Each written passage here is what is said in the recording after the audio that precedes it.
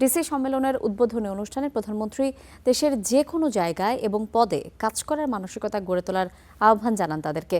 বলেন, দুর্নীতির সাথে আপোষ করা হবে না।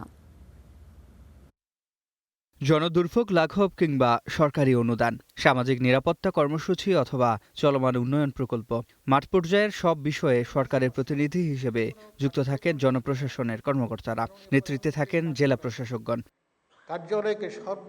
তাদের নিয়েই শুরু হয়েছে 4 দিনব্যাপী সম্মেলন। উদ্বোধনী অনুষ্ঠানে প্রধানমন্ত্রী তারেক রহমান ডিসিদের ধন্যবাদ দিয়ে বলেন, জনপ্রশাসন সঠিকভাবে দায়িত্ব পালন করলে জনরায়ের প্রতিফলন ঘটে, সেটি এবারের নির্বাচনে প্রমাণিত হয়েছে। জনপ্রশাসন যদি সঠিকভাবে কাজ করে তাহলে অবশ্যই জনগণের রায় যে প্রতিফলিত হয় সেটি আপনারা প্রমাণ করেছেন 12 তারিখে নির্বাচনে। অপরদিকে যদি আপনাদেরকে কাজ করতে না দেওয়া হয় তাহলে কি হতে পারে সেটি আমরা 14, 18 বা 24-এ দেখেছি। আমি সেই ডিটেইলে গেলাম না। সততা, মেধা ও যোগ্যতাই হবে জনপ্রশাসনের নিয়োগের প্রথম শর্ত উল্লেখ করে প্রধানমন্ত্রী বলেন, পছন্দের পদে থাকার আকাঙ্ক্ষা জনপ্রশাসনের কর্মকর্তাদের দুর্নীতিগ্রস্ত করে। এ সময় দেশের যে কোনো জায়গায় ও পদে কাজ করার মানসিকতা গড়ে তোলার আহ্বান জানান তিনি।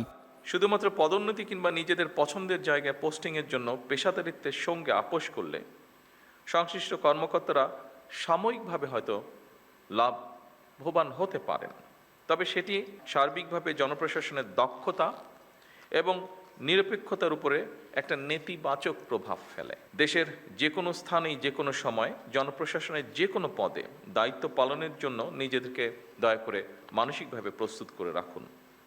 সরকারি অফিসে যাতে সেবা প্রার্থীরা বিড়ম্বনায় না পড়ে সেদিকে খেয়াল রাখার আহ্বান জানিয়ে সরকার প্রধান দুর্নীতির সাথে আপোষ না করার হুঁশিয়ারি দেন।